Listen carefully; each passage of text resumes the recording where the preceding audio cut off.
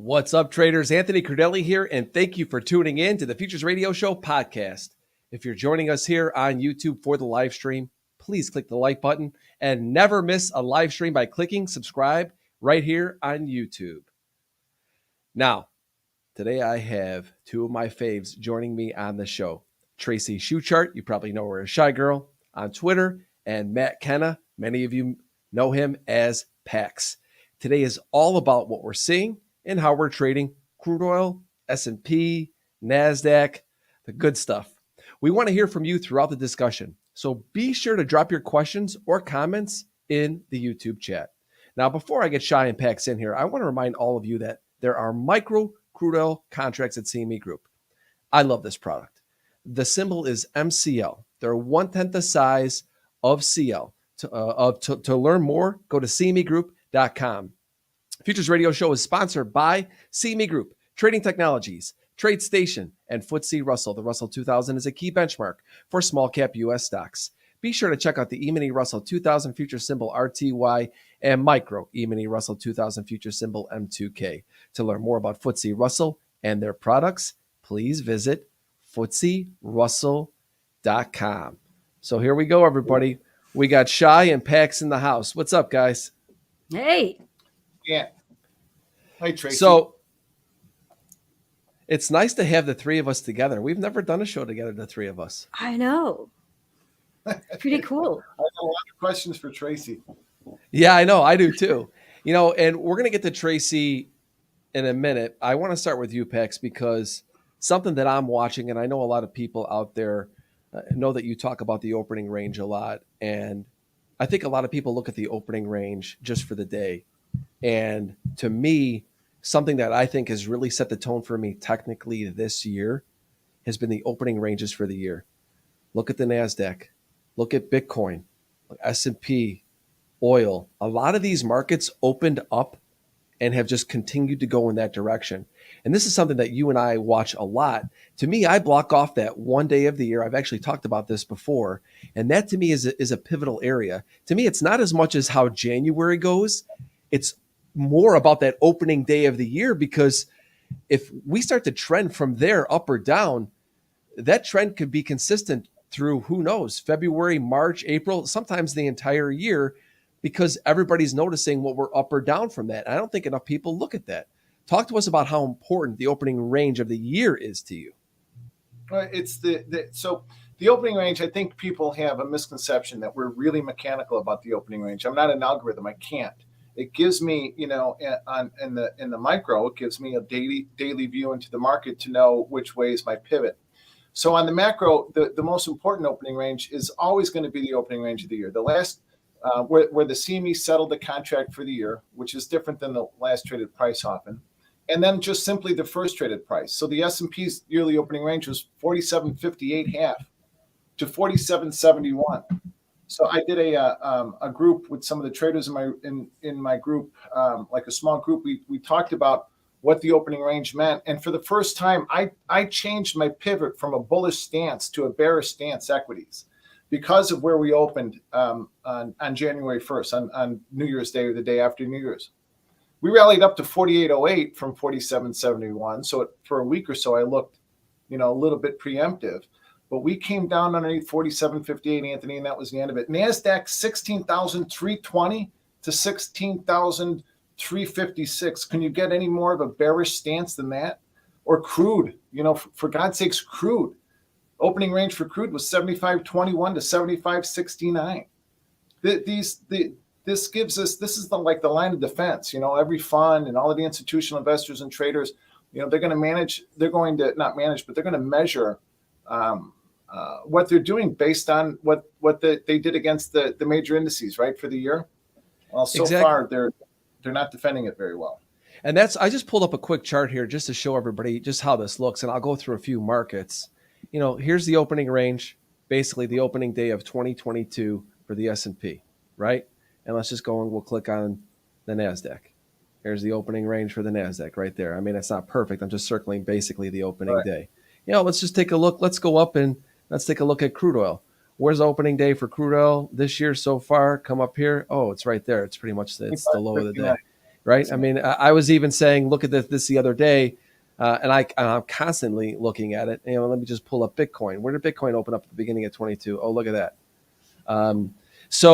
And Bitcoin actually was interesting recently. I'm going to talk about that in a little bit with both of you. I'm actually short Bitcoin now because of kind of that retest, and a lot of that stemmed from the opening range. And this to me, it sets the tone. I mean, for so many of us, everyone wants to look at, bull or bear market and all that stuff. And it's funny, every time, by the time we figure out if we're in a bull or bear market, well, maybe not for a bull market, but for a bear market, every time if we find out we're in a bear market, it's usually the turning point, right? The 20% or whatever.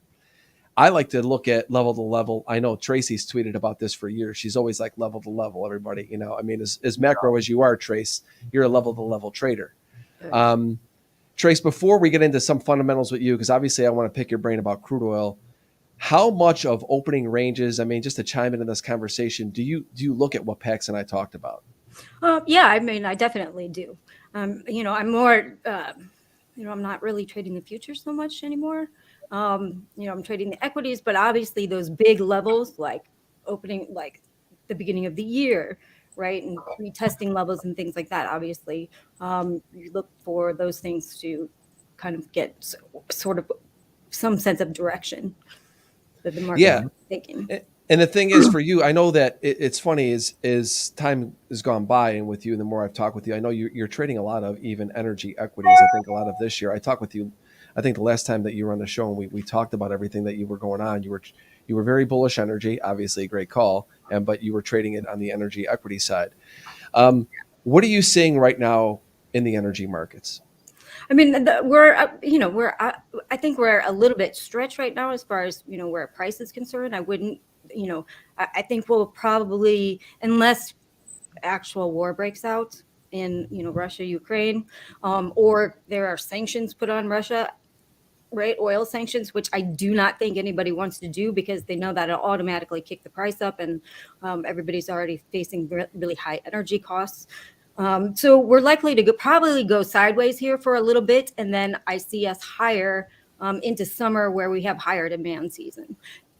Just because of the actual fundamentals, we have serious supply demand problems. Yeah, I just pulled up a chart of crude oil, and obviously you can see how volatile it is as of late. I mean, I know a lot of people are talking about Russia and the Ukraine as of late as the reason why, crude oil is higher, but I mean, crude oil's been going higher for a while. Right. I think there's a lot more to it. How much of what is happening right now with Russia and Ukraine is having an immediate impact on price? I mean, well, we saw it kick up about $4, right? Right immediately when that happened, and then over the last week or so, we're just we're kind of stalling out here, which is a good thing. I mean, this market needs a little bit of a breather to kind of work off some of this bullishness in order to make that next leg higher on a technical basis. That said, crude can keep running in an overbought market anyway, but just from a technical standpoint. But, I think we saw a big pullback yesterday because we didn't see any real sanctions. And the market was kind of, we ran up to, 94 and change yesterday. I think when they were first talking about sanctions, and then it turned out that Europe, US, and the UK, nobody mentioned sanctions. The only thing that was mentioned in the energy realm was the halting of Nord Stream 2, which obviously is going to affect the natural gas market, especially in Europe, that TTF contract, the Dutch contract. But that pipeline wasn't up and running anyway, right? So, it's made a difference, but, not a whole lot of difference in the energy markets. Now, if things escalate, then obviously traders are going to start getting worried about the market again, and if sanctions escalate. Yeah, and when I see situations like this, to me, you have fundamentals news coinciding with technicals, and it's just one of those things. It's just red light for me to be short crude oil at all. I'm actually long crude oil a little bit. I've been just leaning on just a simple moving average. I've actually been using the micros for it intraday, trading only to the long side, but using the micros for it, because this is one of those things where I feel like you could wake up and this thing could be at $100, no problem.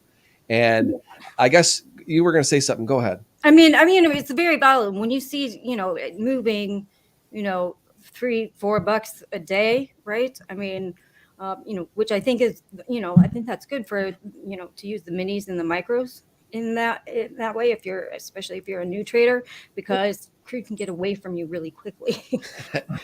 No, yeah, exactly. I mean, the thing is, it's like I'm so glad that they added the micros actually for this exact reason, because I could sleep at night now a little bit. You put your wider stops, you're scaling. I've been putting scales in and stops and targets all over the place, and you're able to actually trade the move versus trying to be so price sensitive with it.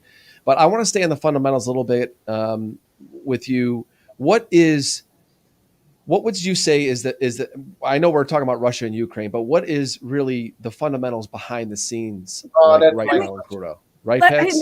I think the bigger worries right now, as far as crude oil is concerned, forget, hopefully this is temporary with Russia, Ukraine, but really what's driving price, what's the real problem is that we have OPEC doesn't have the spare capacity.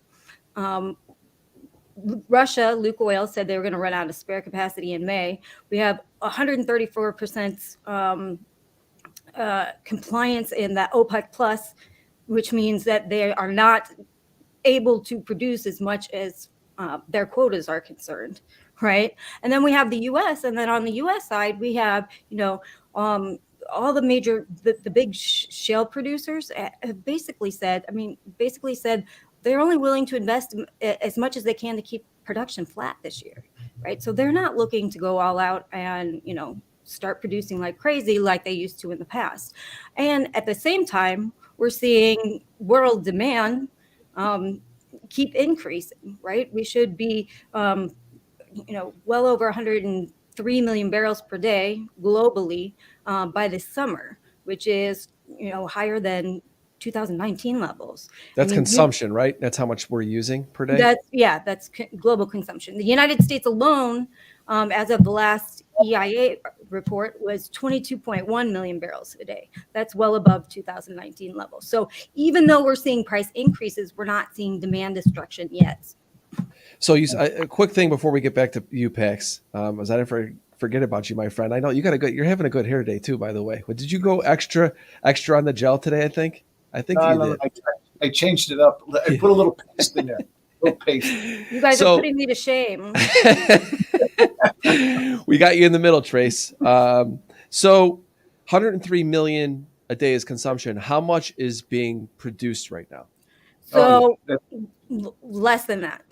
Well, so less than that. So that's projected consumption. Right now consumption is a little bit below. It depends on who you ask. So we'll say 99 to 100 right now. Okay. Because it's very hard to track when really there are only a few countries that actually track it well. The United States being one of them. And so we're producing less than that. We're probably at around 97. So we're already at a deficit, right? Man, Pax, what do you think about everything she's saying? It's just so hard to even think that oil's can come down much. It's amazing. Tracy, how much, I don't know if this is even a legit question, but how much of this is OPEC Plus and even the shale producers adjusting for the damage done in the downturn, going back into April of 20, into that, right. how much are they holding the price up by restricting? Part of the reason is that they are not able to produce. They're not able to produce that much, right? The United States constraint is more. It's a little bit more difficult in the United States because you have shale producers. They want to focus on capital discipline, free cash flow, high dividends, and stock buybacks. That's all investors want to see right now, right? And they've been dog stocks for years, right? Mm-hmm. So they don't. We're starting to see stock prices. Look at their stock prices. Look what they've done since 2020. So they don't really want to they don't want to derail that, right? They want to keep their investors. Also, I mean, during this whole period, we had you have duck wells, which are drilled but uncompleted wells, right? And you usually have a big stock of those because of the natural decline rates, and shale wells are very high. So you usually have like a stock, right, that you can drill into. But the thing is that we've drawn down the ducks as well. So we don't even have that kind of in the pipeline like that we were. So it's going to, cost them a lot more to start drilling those kind of wells that, and nobody wants to do it. I mean, So and basically, it's getting a little bit difficult, right? I mean, Biden just, there was just a lawsuit, and Biden turned around and stopped drilling permits again for the second time in a year. So, running up against the government problems as well. it basically just sounds to me as though that even if they wanted to try and fix this quickly, You they can't. can't. It's just not going to happen, right? Right. I mean, I'm smart enough to know that that's unlikely anyway. But I mean, just hearing it from you just confirms it. So this is an ongoing issue. So to me, I want to go back to you, Pax, a little bit, because as a trader, right, when we see this, and a lot of people are out there, they're trading crude oil. When you hear something like this and you look at the charts of crude oil, what's your approach to trading it? I'm going to go back to the opening range again. So every morning it's going to be the opening range. And whatever, I didn't trade crude this morning, so I don't know what the OR was. But whatever we're doing from that area, I'm going to be looking to be long above it and short below it. The patterns that we've had these last few weeks is, we take something off after they open, we break a little bit, only to explode lower, explode higher later on. So it's just using those, I haven't been trading crude a whole lot lately, but it's been using those simple set of criteria, for me to just take a view into the market, and then to trade out, so that just like every other trade that I ever make, when I initiate a trade, I'm going to pay for it, remove my risk, and then let the market run up to targets and take some profit as we go on, and then try to build a position. But that's the problem with this market. This crude market, and one of the reasons why I stopped trading it is because I'm not able to build risk-free positions. By the time we come up, we scratch them out the next day, only to come up another, $2, $3, $4. It's just this is a little bit more difficult. This is why I'm using the micros, man, because there's no way. I mean, you and I have been doing this a long time. We could trade the big ones. And if I'm going to sit in a swing position in the big oil, I mean, I want to keep this hair color, right? I can't. There's only so long so much my body can handle.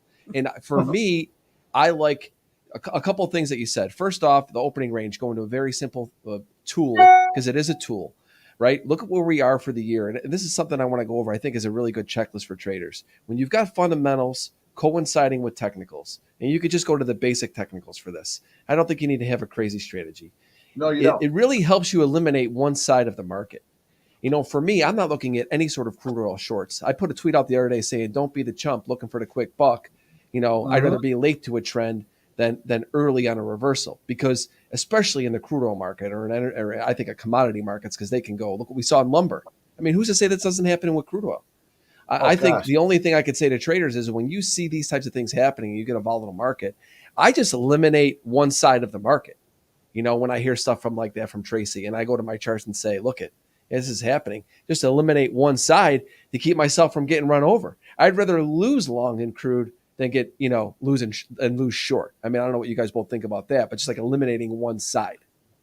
Well, yeah, I mean, definitely. I mean, when you see a trending market, it's easier to go with the trend. You know what I'm saying? But I've seen tons and tons of people try to short this market, and it's just powering through those, right? Yeah, I mean, it's what's driving it even more. Exactly. Same thing with equities this year. Everyone trying to buy the dips. I mean, the other day, I've been trading a little NASDAQ here and there. Love my NASDAQ. And, I bought the down move on a day where I'm like, look, the opening range is still the high of the year. I stepped in a couple times, had a nice little runner, brought back down, got out, got back in again. And next thing you know, I'm getting smoked on it. And I'm like, what are you doing? Why am I forcing that one side? I should be forcing the other side.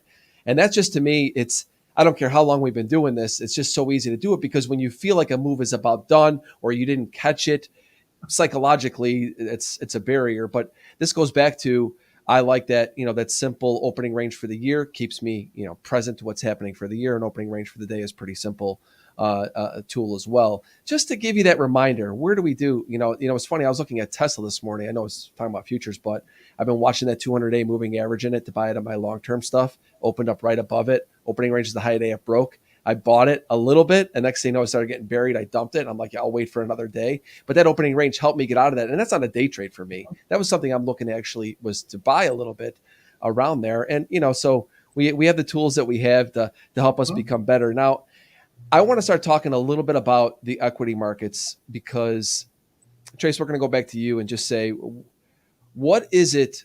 What do you believe is the main drivers? We're going to talk, macro fundamental side of things here as to why equities are getting beat up. I'm thinking it's all about the Fed, right? It's all about rate hikes. Everybody's worried about that because, if we take the nearest example, 2018, right? They hiked, equities got smoked, and the markets, factoring in what 6 or 7 rate hikes. You have like B of A come out and say 9 rate. I don't know what these people are smoking. I don't personally see that happening. But that I think that's one of the main drivers why the market's so skittish lately. Obviously, the stuff with the Russia and Ukraine doesn't help either. But really, I think the basic fundamental behind that is the Fed, right?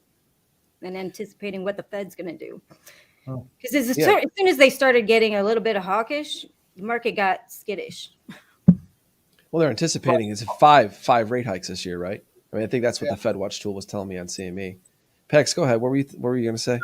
It's funny because we're considering it hawkish since we still have real negative rates, and the Fed is still they haven't started quantitative tightening yet. They're peeling back, but we're still in a stimulus environment. It's to Tracy's point.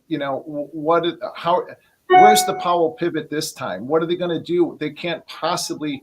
They're in a box. They're boxed in. They put themselves in a box like Thelma and Louise at the end of the movie. When they know that the police are converging on them. I don't know if this is a ridiculous thought, but they just go, forget it, and they go right over the hill. I think we're going over the hill. What's the Fed going to do at this point? We're just going to keep. The more hawkish they get, the lower we go, and the lower we go, the more they're going to have to artificially try to find different ways of pumping up this market. This is once again from one price target, one technical target to the next technical target, back and forth and in between. I mean, once again, I was just going to say this is just like it's crude oil, but in the opposite way, right? You've got fundamentals coinciding with technicals. Both of them are working in this opposite direction right now, and that's another thing I look at crude is like what's working this year. The people what are they buying? And they're buying the things that are working. And a lot of times the things that are working, they just keep buying just because they're working. And the things that aren't working, they keep selling because they're not working. And that's why I like doing stuff like this, because to me, it just gives you that mindset of, once again, just eliminating that one side of the market, because these things can go. I mean, Pax, I want to stay with you just for a minute. I mean, so what is your overall assessment of this type of environment? In the past, have you seen anything quite like this? And how are you approaching trading this environment? I don't like fading markets. I think that faders end up, like Tracy was saying earlier, you go against the trend, you're going to get run over. I know a lot of people that made a lot of money fading, they always give it back. I'm using my technicals, and I'm using the opening range, and I'm using my execution to be able to get me from these bigger levels. I've been tweeting these bigger targets a lot. Some from the S&P, from the high of this move from 48.08 down to the yearly opening range, down to 46.36 to 46.02 to 45.42 to 44.64 to 43.24, the 200-day in there too, to 43.24 to 42.65 to 42.22, and underneath there to 41.87, June expiration. We get under there, we're in the 39 handle pretty quickly. That's a scary proposition, or a scary idea for me fundamentally. and what's going on in the country and what's happening now politically. We get back down there that far, what happens to inflation? What happens to people on a fixed income? What happens to everybody that's just trying to survive to make it right now? Their 401ks are cut in half. Their retirement plans are cut in half. Maybe not cut in half, but they're down significantly from where they are, and they're losing more purchasing power. It's a scary time. I'm bearish, and I think we're going. I think as long as these markets stay under these bigger levels, then we'll continue to see these next levels. So sentimentally, in my sentiment, I'm bearish, but I'll trade the price action as it is. I'll trade the market as it presents itself to me. Before I get to you, Tracy, I hear it. But so Pax, when you saying that your sentiment is bearish, if you get an opening range low of the day, and let's just say that we don't have one of your big picture areas around there, are you taking a long? It depends. Normally, yeah, but the different market conditions means that I have to apply the same principles in different ways. So if we're stuck if not stuck, but if we're trading in a trending market where the low of the opening range is going to be the low of the day, and I'll be long that day, yeah. In these times, I'm taking less opening range trades out of the opening range, and I'm taking more bigger swing trades. To me, a swing isn't time in a trade. To me, a swing trade is defined by price. So if I'm short from 44.64, I'm going to take that down to 43.24 and take profit. We get under there, I'm going to add. Now, the last 2 days, our opening ranges have been around that big macro level for me at 43.24. So I like that opening range. So less on the micro, daily standpoint, and more on the swing standpoint. I want to be long above 43.24, and I want to be short below it. Right now, we're churning around it, and I'm flat. I'll wait until we take out 42.65, though. And then underneath there, I'll start to think about getting short again. Everybody, just so you know, I am seeing your questions. I will get to all of your questions in the end along. So if you guys have any questions about what we're talking about, be sure to put them in chat. I will get to them, and I also will bring them up throughout the discussion if it's relevant. I want to go back to you, Trace. Pax says that his sentiment is bearish. What's your sentiment on equities right now? I mean, if we're talking about the indices, indices. If we're talking about indices, then I'm with Pax on this one. And it's just it's all stemming from the Fed. In bearish, that and the price action. I mean, yeah, look at just the price action. I mean, you're going up and retesting levels and rejecting. So, just like Pax said, you got to look at your levels. If you get above those, then, we can start, looking at the long side of this market. But so far, it doesn't, just from a technical standpoint, it's not looking too bullish here. So let me address both of this to the two of you. We'll stay with you, Trace. We'll go back to Pax. Technicals aside, what is one thing that you would look for in a headline to say, you know what? I think this table's turned. I'm going to start looking long. My sentiment could be shifting. Oh, to anything the Fed says that sounds remotely dovish. So it just could be even a remotely dovish type of topic you think is going to turn this thing anything quick. Remotely dovish, or any sort of hesitation on raising rates in March. I know we've seen that percentage kind of go down a little bit because of Russia, Ukraine. People have said, they don't think the Fed's going to be able to hike into that as well into a slowing economy. But really, you just, take it, take it from the Fed. It's just like in 2020 in March, right? The Fed basically came in and said, we're going to do everything you can. That was the bottom, literally that day, right? So, I think all eyes are on the Fed. So I think if we hear anything remotely dovish, or if, they decide for some reason not to raise rates, or they raise rates, like 10 basis points or instead of 25. Everybody was expecting 50 basis points, which that definitely doesn't look like it's going to happen right now. But if they do a lot less, I think that could help the market a little bit. Or if they skip it on the March meeting, which I know a lot of people would be angry about. That will be a meeting not to miss, because I don't trade a lot of Fed days that much anymore, but that's a meeting I won't miss that day. Pax, what are you thinking? What would be the one thing that turned you bullish aside from technicals? I'm going to always defer to people like Tracy, to Ira Harris, to Peter Bookvar. I'm just going to follow, like Canfield says, I'm going to follow price. I'm just going to, if we get above 4602 in the S&P, then I'll start thinking that maybe we put in a low, and I'll start looking from in a more bullish standpoint. When we get if we get back above the early opening range at 47.58 in the S&P to 71, then I'll be bullish. Certainly looking for a rally up to 53. But if we start taking out this 42.20 area, Anthony, we're in trouble. So I'm not really going to pay much attention to the headlines. I'm not smart enough, and I'm not educated enough and I don't read enough to be able to decipher that. It's all about execution, mindset, and technical awareness for me. Not technical analysis, technical awareness. Let me ask you a question though. So what would there be another market driver, like maybe the bonds or crude oil or gold, something happening that would say, you know what, this could be a trigger for me to start being bullish equities? Yeah, I think that if we see another break, if this rally in gold and silver, copper, but it's primarily gold. If we see a break in gold, then I think we're going to start. If we see them taking money out of gold, I think we'll see a big influx of cash into the equities again. Bonds have been, a little bit erratic.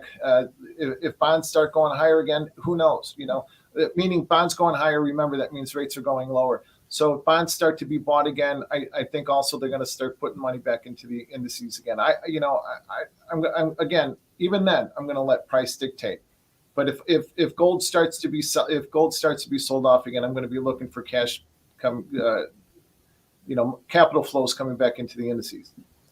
Yeah, I mean, that's just having market awareness. Of course, price is what's going to drive all of us. I mean, I know that, and even with Trace, as much as she's gotten so good at the macro side, she'll still look at obviously the price action. But absolutely, it's important to know these triggers, though. To me, it's like I'm not a macro trader at all. I never claimed to be one, right? I'm definitely more technical, but I keep my eye and my ear open, right? Because if I see something that's impacting my market, then that could be something that tells me that my trend could be changing.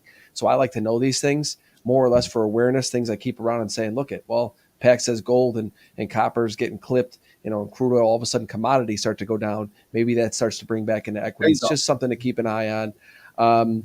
Guys, we're going to take a 30-second break, and when we come back, we're going to talk about what positions we have on, and I'm going to start going to questions. Traders, put your questions in chat because we're going to be asking them to Chigrl and Pax when we get back in 30. Replace your exchange with TradeStation Crypto. Dealing with multiple exchanges is complicated, and it takes time, except with TradeStation Crypto. Because we are not an exchange. We are a broker. You have access to multiple pools of liquidity, all in one platform, in one account, one way. Trade crypto your way. Plus, earn interest on your eligible cryptocurrencies. Get started in one click. So we're back, and so coming off that little TradeStation commercial there, crypto, I'm just curious before we get into the positions. I mean, I'm short Bitcoin right now, and that is really because of a technical reason, and also because over the years, you see when equities get clipped, it's just really hard for crypto to hang on. So I've been short, some Bitcoin, using the futures for that.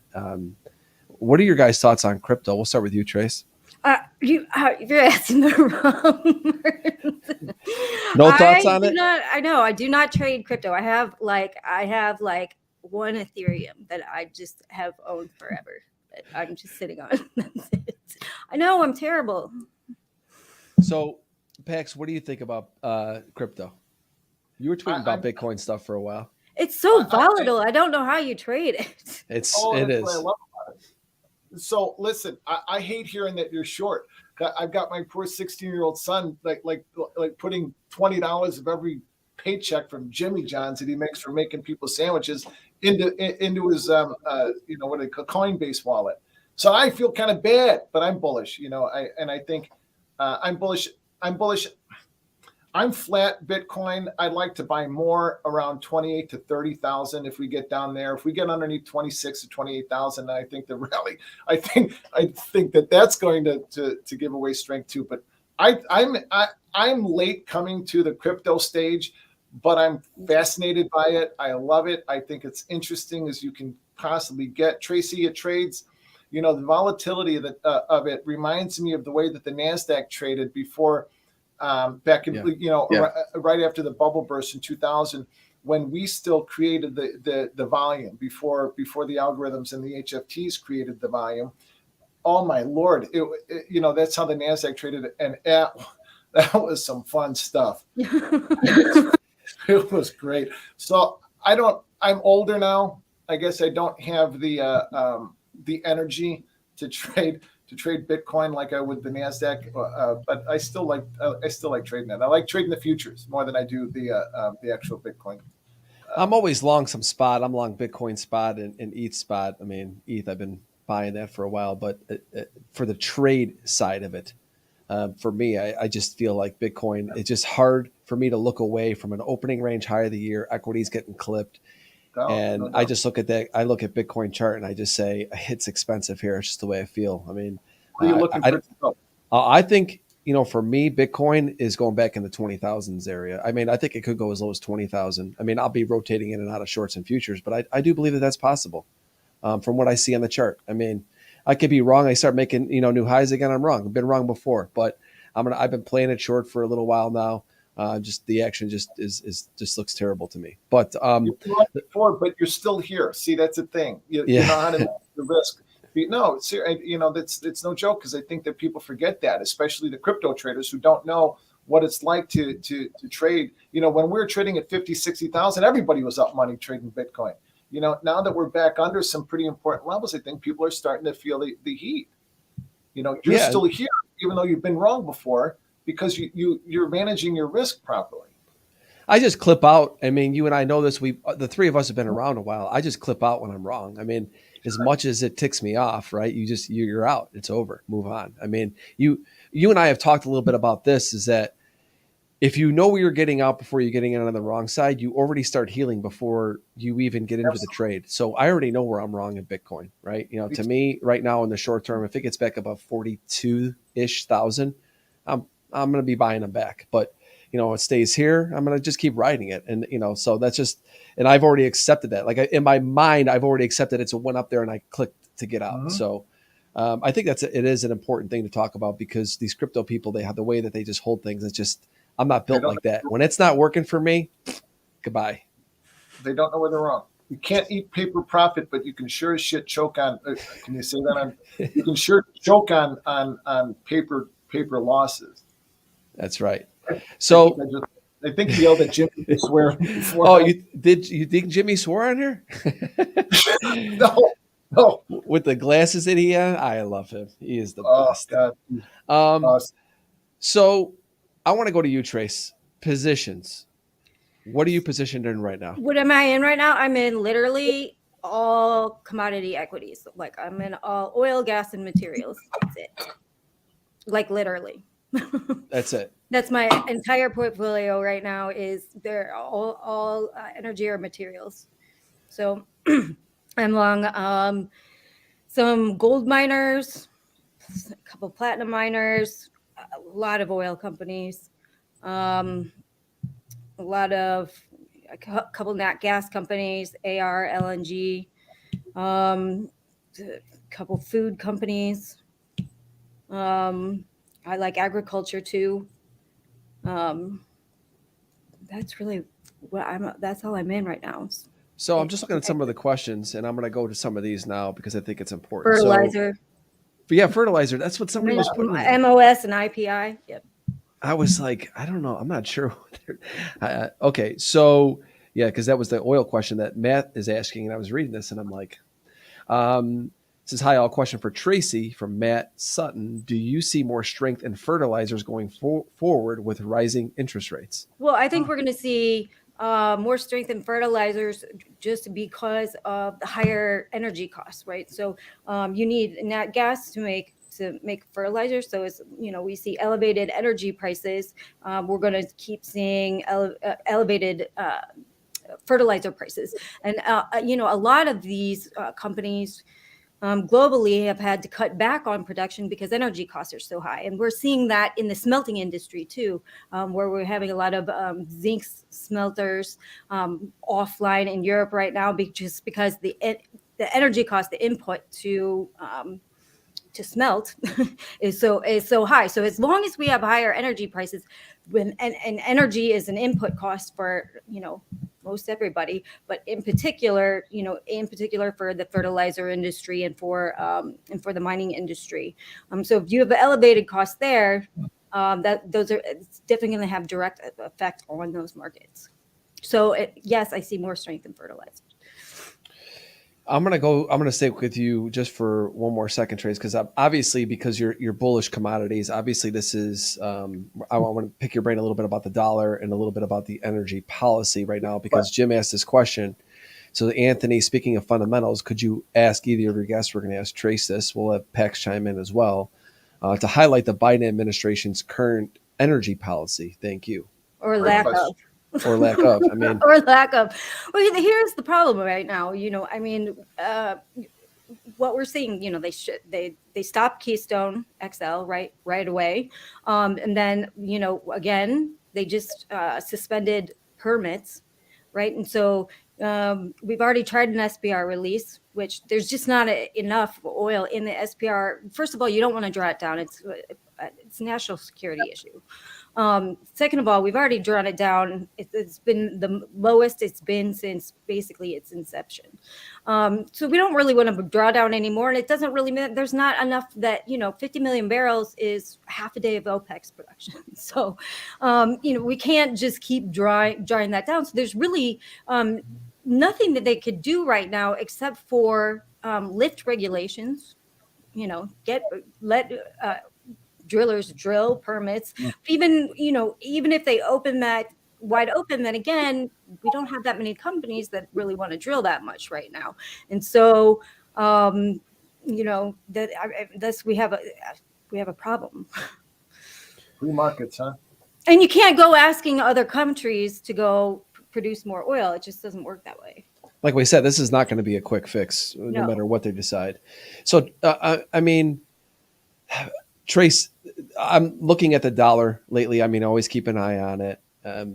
Interesting to see the dollar rallying with commodities. I don't know how many times this has happened in the past. I'm not somebody who's watched commodities close enough over the years to know if a dollar rally like this, how much it's impacted. What are your thoughts on that? I mean, the thought we've seen this often. Everybody thinks it's a 1-to-1 correlation, right? It's not. Over the long term, you do have a correlation, but it's definitely not a 1-to-1 correlation. Whereas, you see the dollar up, that means commodities are going down. Also, right now, what you have is, you also have a lot of people using oil as an inflation hedge.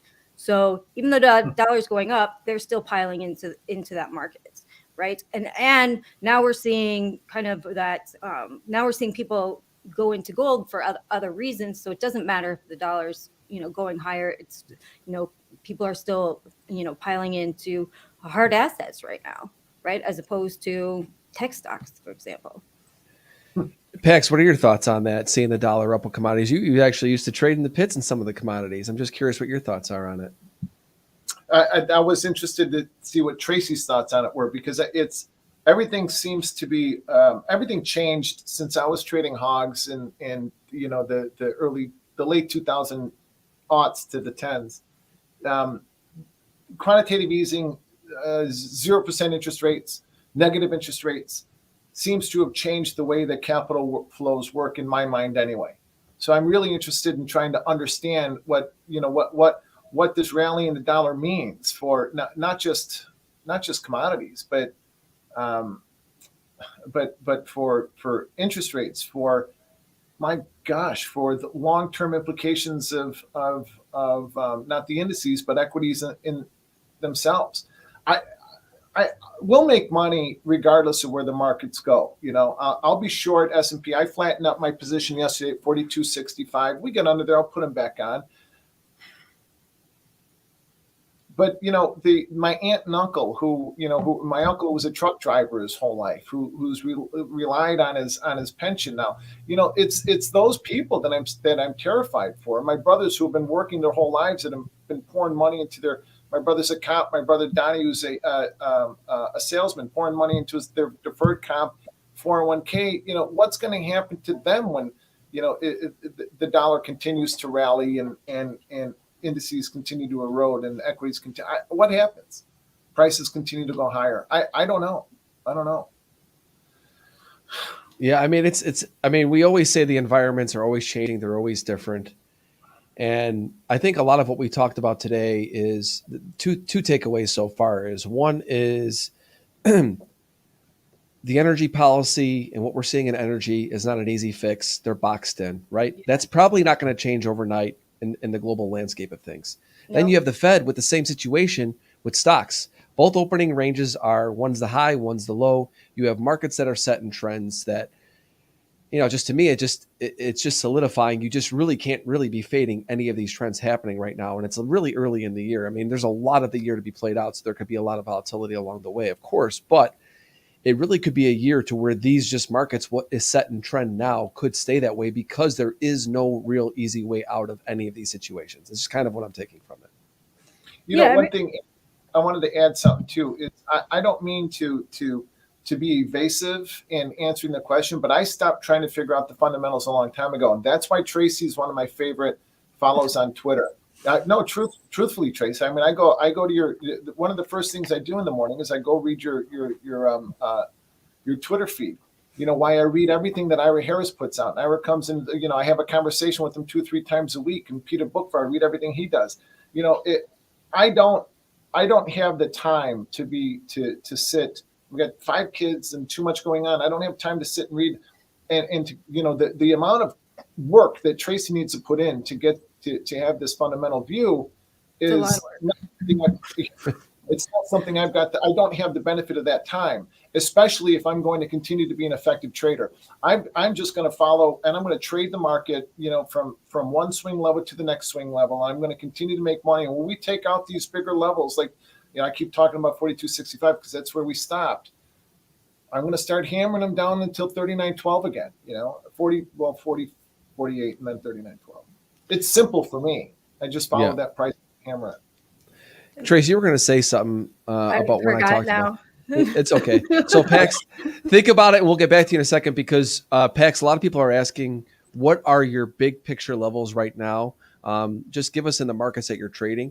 The ones that everyone really should be keeping an eye out. So he's saying, what are the big picture levels from David? So gold, I'm long gold. I'm still long gold. Gold above that yearly opening range of 1828 to 1830 takes us up to where we are now, 1906, 1916. Above that, it takes us up to 1963, and then we're up into the 20. Holy cow! Gold can start to really roll up here. Back to something that Ira would always say is that gold isn't a hedge against inflation. Gold is a hedge against the central banks losing control of monetary policy, and I think that's what we're starting to see. S&P, in descending order, something like that. Is that what you want me to do? Yeah, just the closest levels. I mean, we're pretty relevant to everything we're talking about today. You don't need to get too far away, but I think around us right now, what's important to you? What's important is going to be Friday's opening range, 39.78, which is a big level for me. 39.78 to 39.24.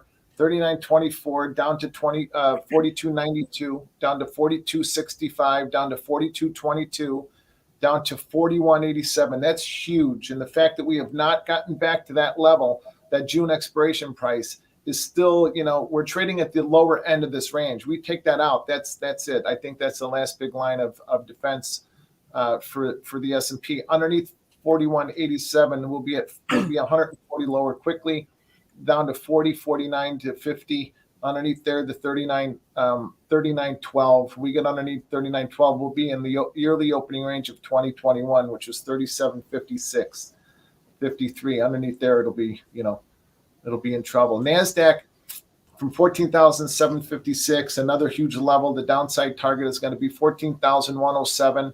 Under 14,107, it's like 13,000, 13,706, 13,710, that low of January 24th that we tested yesterday. If we take that out, if we take out yesterday's low, January 24th's low in the NASDAQ, then the NASDAQ is headed back to 12,800. There's a lot of room in the NASDAQ to run underneath 13,710. A lot of room. now I'm not trading NASDAQ. I haven't traded NASDAQ primarily as a primary market for a while, but that's why you look so fresh. Should have seen me when I was drinking NASDAQ every day. I was 30 pounds heavier, smoked a lot, one after the other. Anyway, so underneath one more target on NASDAQ, underneath 13,000. What was it? 13,710, 13,400. And that area is going to be, it'll be like 14,000. I mean, no, now the numbers are jumbling in my mind. 13,440 is going to be like, it'll equal 4187 in the S&P. So watch those two downside targets. We start taking out those two levels, then we're in trouble. So Trace, you talk about level to level. I want to pick your brain because you're so much in energy right now. What are the levels to be watching for in crude oil to the downside and the upside? Anything significant that you think? Yeah, hold on one second. Let me just bring up the chart. In the meantime, everybody, keep putting your questions in. Thank you so much for asking all these questions. I will get to as many as I can. We got about 10 minutes left. I mean, if we see a major pullback, I mean, I think that we could revisit 87.02, 85.48, and then I would definitely swing long there. Yeah. If we got back to 85.48 area, I think that would be a welcome pullback. And I think you could probably swing that higher into the summer. That's funny. 85-ish area I have is a big area that I look at as well. I feel the exact same way. Same number I've got. I'm looking at my bigger picture stuff. I'm like, if that level holds this thing, 100 plus, I think at some point. So Trace, a question for you. Let me go back to it here. Okay, so this is from Ed. Saw the Expedia CEO predict summer 2022 travel will be huge. Do retail gasoline purchases have a major impact on crude prices? How quick does that impact occur? As far as travel, well, I mean, gasoline prices are more affected by crude prices, right? So if we have higher crude prices, obviously we're going to have higher gasoline prices. It doesn't work the other way around. So, if we have a high travel season, right, then, which I am expecting, that's going to kick up crude prices, which will probably in turn kick up gasoline prices. Now, the question really here is, at what price do we see sort of demand destruction? Because we're not seeing it at all. So, I mean, could we get, back, obviously California is well above $4, but, could we see $5 gasoline again? But that we did back during the Obama era, quite possibly. But, again, I can't answer it. Do I think there's going to be demand destruction? I actually don't. I think more people are driving more than ever. I think the whole pandemic kind of scared people away from public transportation. If you look at car sales and used car sales, they're flying off, everybody's buying a car. And people started moving out of cities. So they're driving more. So yeah, I think that it's kind of a different dynamic. So the threshold for where we see demand destruction will probably be a lot higher than what people anticipate. Quick question about that follow-up for me. It would be, where can we see the consumption versus, I know we talked about 103 million barrels per day is in consumption right now globally, versus how much is being produced. Is there an easy place to go and see that number for comparison? There's not, for global numbers, there's not an easy place to see that. What about US? But if you go to the US, obviously the best place to go is EIA, right? Go to This Week in Petroleum. You can see what the levels are and things like that. If you want to kind of look at gasoline consumption and travel trends, go to gasbuddy.com. Yeah, GasBuddy's great. It is great, isn't it? I started using that, moving in Florida, when we had the hurricane. I had to just look to see who even had gas. Yes, right. You know, it's a cool app. So they have consumption, and there's all sorts of good information. Oh, I didn't even know that on there. I want to go back to you, Pax, and we'll actually end probably with this question for both of you, because I think it's a really great question by J. David Sapp. We talked a lot about volatility today, everybody, right? I mean, we talked about just, fundamentals coinciding with technicals. And David is asking, how do you control risk when market is really whippy, when it's harder to tell a trade is invalidated? A standard stop gets taken out too easily on a wick, less size and wider stop, or what? We'll go with you, Pax. And so the right or right out mentality that I have, I still do. But when I adjust my trading style to the volatility, so I stop taking more opening range trades, opening range 23, I'm long at 23.5. I'm not doing that right now. I'm trading these targets to target.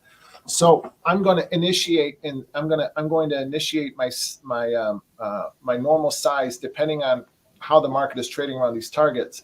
I might stage myself in like I stage my way out. So I'm going to enter with a partial of my unit, and if the market is telling me at that point that they're not taking out this level, then I'm going to go ahead and start to add. And as that market continues to trade above or below a certain target, then I'm going to trade it like I always do. So it's just applying the same principles in different ways. I think that David, I think that I don't know what size you're trading, and I don't know what markets you are, but let me rephrase a little bit of this. I'm always asking myself about, I don't lose money, right? I spend money in the markets. So I'm always asking myself, are the expenses that I'm taking relative to the price action right now, is it going to be worth it with this level holding, getting me to that next level? So, I might have gotten chopped up at 44.64 trying to initiate that trade, but knowing that we were going to go to these lower levels, to me, that expense was worth it, or the risk was worth the reward. So I'm gonna start to enter my position a little bit slower. I'm going to still keep that right or right out mentality, but I might widen my stops a little bit. So cutting your size and widening your stops but always knowing, like Anthony and I were taught in the beginning stages of our career by the same person, always knowing where your outs are before you take the trade. This is something Mickey Hoppin drilled in our minds as baby traders. Know your outs. Know before you take a trade, where are you going to get out for in my verbiage, where am I going to get out for an expense? Where are you going to get out for a loss, and where are you going to get out for profit? Too many of us focus more on profit management, not enough on risk management. And also too few of us focus too much on risk management, not enough on profit management. It's another balance and another nuance that we need to strike in order to be able to have a long career. Like Anthony was saying earlier, he's been wrong plenty of times, and he's been wrong big, but yet, and so have I, my God. But we're still here and still doing it and still making money doing it. Trace, you're trading in a real volatile environment with the energy markets right now, trying to stay with the trend that is just, like we said, it keeps going up, but how do you stay with it? How are you executing right now? So, I mean, I think this is when, especially when I was trading crude futures a lot more, I think this is where those smaller contracts really come in handy, because this market is so whippy, right? So you can put a few on, you can scale into a move, scale out of a move a lot better than, throwing all your eggs in one basket and, just have a one lot on, or two. It gives you a lot more flexibility, because, I kind of like to scale in and out of trades instead of, just put something on and run with it, because I just feel like there's too many eggs in one basket. I'm only giving myself one shot here, right? If I have just an entry and an exit, and that's it. So I prefer to scale, and I think, again, that's where these smaller contracts come in handy. I mean, I agree with both of them 100%. I mean, traders out there, just think about this. When it gets busier, you got to be less price sensitive. That's why I like scaling. If you're less price sensitive and you want to participate, you go to a smaller contract like the micros. There's no harm in that. You could still get just as big as you are in the bigger contracts. Yeah. I've learned that, right? I mean, if you want to participate in the market, you've got to be able to get in freely. And something I do is I'll stagger stops, right? Because I think an area gets invalidated. It was one of his questions. It gets invalidated so quickly. Well, if you're scaling in, I stagger stops, and then maybe you get stopped out on part of it, and you account for that and say, look, I'm going to add a little bit of slippage to this because the market's really busy, especially if you're trading like NASDAQ right now. I mean, I'm not doing as much in there as of late, but if you're doing something in the NASDAQ, a price level is not that significant on it may look significant in your chart, but it could take a price level out by 25, 50 points and come right back to it. And when you go back and look at it, nothing's really changed. So you have to recognize that. And the last thing is, for me, your contract size is dependent on how far away your stop is. I don't know why so many people go through trading, and when it's slower, they're like, I'm trading 5 lots every day, and they have a 2-handle stop every time. Well, all of a sudden they're trading the S&P, and the stops have to be 5 handles, and they're trading 5 lots, and they're just getting clipped. Yeah. They think they're being consistent with their contract size, but they're being inconsistent with risk. And just goes back to what Pax and what Shai said. It's not just about managing risk, it's about managing profits and being able to stay in these trades. Let me tell you, I had to go to the micros. I go back to myself for this crude oil trade. There's no way I could withstand the bigger ones. There's no way. Like I said, my body could not handle 3-point moves intraday all the time. So, Anthony, to that sleep is good too sometimes. Yeah. I mean, when I was, To that point, though, too, also is once you pay for that trade to take profit, at least in my mind, this has helped me hold things a lot longer to my next target. I've paid for it. I've removed my risk. I've taken profit. I've put money into my pocket. I've done it again. I've taken profit at least twice on that trade, and I've got the last quarter of my unit on. Now I can I can let the market come back and scratch me out and tell me I'm wrong. So in which case, I've lost no money. I've already locked in enough profit. I'm satisfied with what I made. I can sit now and let the market come back down to my lower target, and that's helped me hold on to positions a lot longer than what I used to. No, absolutely. Guys, before I let you go today, we'll stay with you, Pax, and then we'll end with Trace. Where can people find you on Twitter, and tell us any website to go to learn more about you, Pax? You can go to Pax Trader 777 on Twitter. Pax Trader 777. I try to tweet more about my experience as a trader through the years, and everybody's got there are a lot of people out there with their technical analysis. I don't think anybody needs that anymore, or needs any more of that. At least not from me. So Pax Trader 777, and you can go to my website at www.thepaxgroup.org. www.thepaxgroup.org, or go to my YouTube channel at I don't know what the hell that is. Yeah. You guys know how I feel about Pax. He's like my big brother, so I highly recommend you go check him out. And now to basically my sister, Shai, where can people go? Make sure you mention your letter, Shai, because you write, you read more than anybody I know, and you do great work with your writing. First off, where can people go to learn more about that? So I am in 2 places now. So I have my flagship energy and materials report that I do weekly. There's a few reports weekly, and that's at hedgefundtelemetry.com. And then I have metals report at intelligencequarterly.com. And of course, you're Chigrl on Twitter. And I'm Chigrl on Twitter. GRL, not GIRL. Yeah, there's a lot of fakes out there. Make sure you guys get the right Chigrl. I retweeted your fake last week, Tracy. No, I did. I retweeted it, and there was somebody had brought my attention to it. I went there, and there was like 3 followers. Oh, I had to delete it. It so easily happens these days. It's unbelievable. I don't know who has the time to keep going. I mean, I must report a fake account every other day. I know it's the same for you guys. There's it's ridiculous. Tons of them. I think they're like bot farms. I don't think it's like malicious. I literally think they're bot farms now. Yeah, I don't know.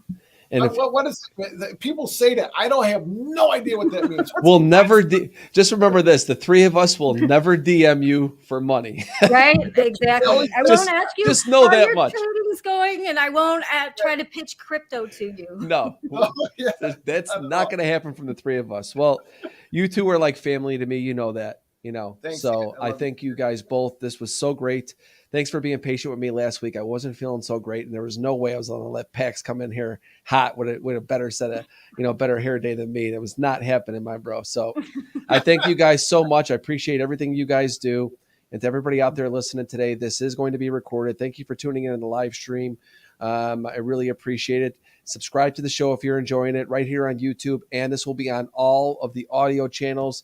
It's not just videos, but if you want to watch good hair and pretty faces, you can come over here on YouTube and check us out here. That's it for today, everybody. I'll see you guys next week. See ya. See ya. Bye, everybody. Thank you. Thank you for listening to Futures Radio Show. If you enjoyed this show, please leave a 5-star review on iTunes. Never miss an episode. Go to anthonycrudele.com and get on our email list for show notifications and for free content that is exclusively for subscribers. Also on anthonycrudele.com, you will find tons of videos and education on trading futures, options, and crypto. Past performance is not indicative of future results. Opinions expressed are solely my own and my guests, and they do not express the views or opinions of my sponsors. Futures Radio Show is produced by Crudele Productions.